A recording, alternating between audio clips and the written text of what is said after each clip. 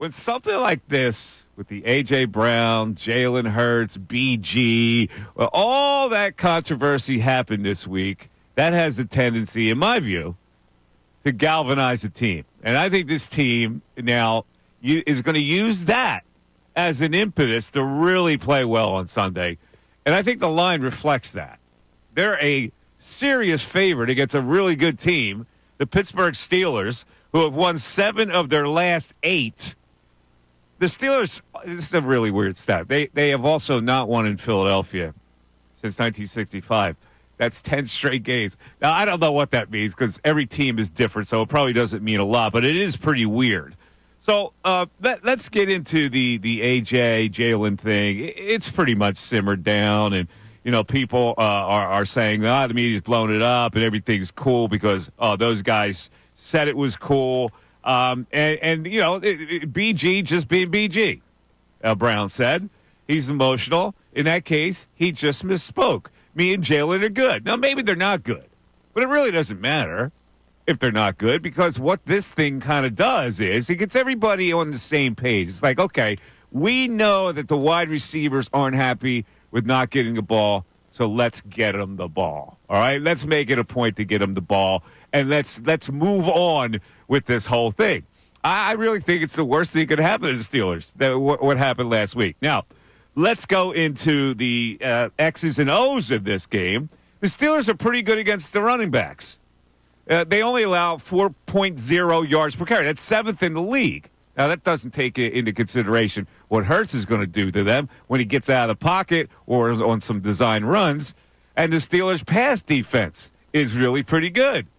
2nd in the league in rating against the pass. Completion percentage, 7th. So, if this is a game where Jalen Hurts has to use his arm, then he has to use his arm. But I think they're going to be extra engaged in getting the ball to the wide receiver. So I don't have a worry about that either. Now, this is a big test, just like it was against the Ravens. Well, this might be a game where Jalen has to use his arm. This is probably a game where he has to use his arm. And so we're going to get another test. And if he doesn't use his arm that well, that opens up the talk avenue for he's not good enough. He can't win a Super Bowl without him passing well. So in a lot of ways, this is a really big test for the Philadelphia Eagles. Thirdly, I hate Pittsburgh. I'm going to tell you right now, having gone to Penn State and meeting people from Pittsburgh, I hate their accent. I hate their obnoxiousness. They're a wannabe city and a wannabe sports town. And they're like, well, what are you talking about, wannabe sports town? We got the Steelers, and you got the Penguins. And that's all you got. And your city has been completely jealous of Philadelphia for decades. And so this is an inferior city team that's coming. And I invite all Pittsburgh Steeler fans, most of whom have relocated to civilization from Pittsburgh to Philadelphia, I would like them to call it out right now and come on the line and tell me how good your team is, how good your city is. I want to hear all this because I've heard it over the years, time after time after time. Well, all you Yinzers and all you people that don't pronounce consonants, I can't stand it anymore, all right? So I need the Pittsburgh Yinzers, the people with accents, to call in today. And, in fact, we're going to reach out to Pittsburgh. We're going to make a couple of calls. In the old days of radio, you make calls and they don't know they're on the air. Well, now you have to let them know they're on the air. So later in this show, we are going to call Primanti Brothers because that's all you hear. When I was at Penn State, people from Philadelphia go, what the hell's that? What is that sandwich? What is that, white bread with coleslaw and French fries? And we got a cheesesteak here that we're wolfing down, and you're going to compare that sandwich to this? So we're going to call Primanti Brothers today, and we're going to have a little fun with whoever answers. All right? Does that sound good? We have Bill Colarulo here. We have Ray Dunn here.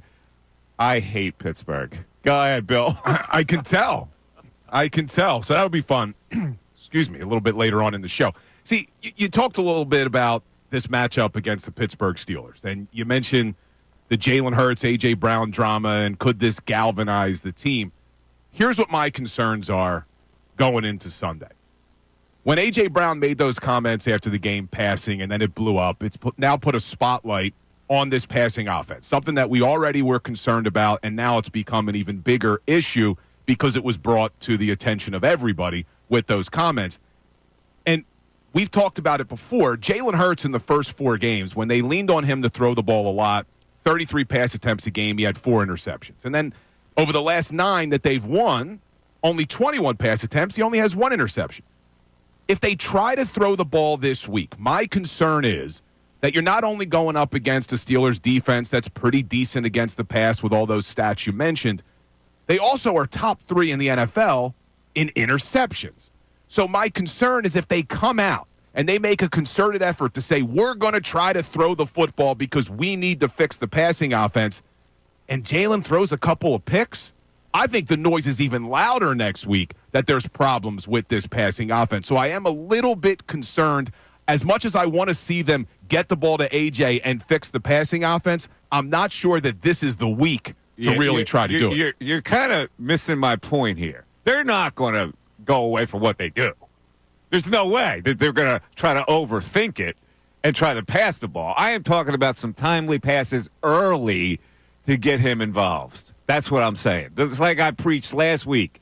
Get the guy involved so he is more active in the game. So he doesn't, you don't give him a chance to complain. Here, Devontae, get it to him early, short patterns, whatever you have to do. You don't have to change your style. Your style is your style. It's a winning formula, what you do right now. Just patronize the guy a little bit. But you know Mike Tomlin and this Steelers defense is coming out with really one major focus.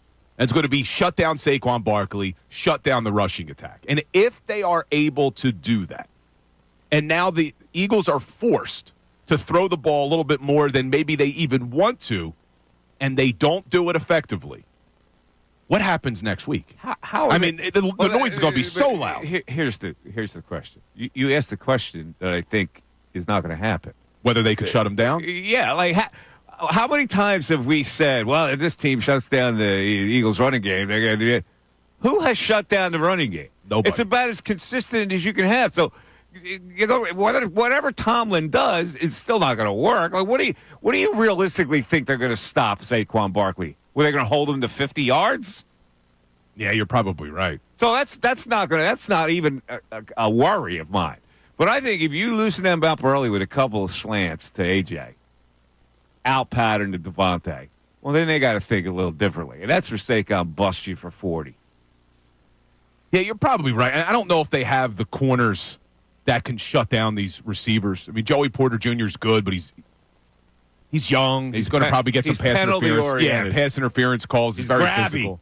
And you know if he goes up against AJ, it's going to be a physical matchup. He'll probably get some penalties there. But you also have to worry about not only the corners in the passing game, it's T.J. Watt and the defensive line. Well, that's the thing.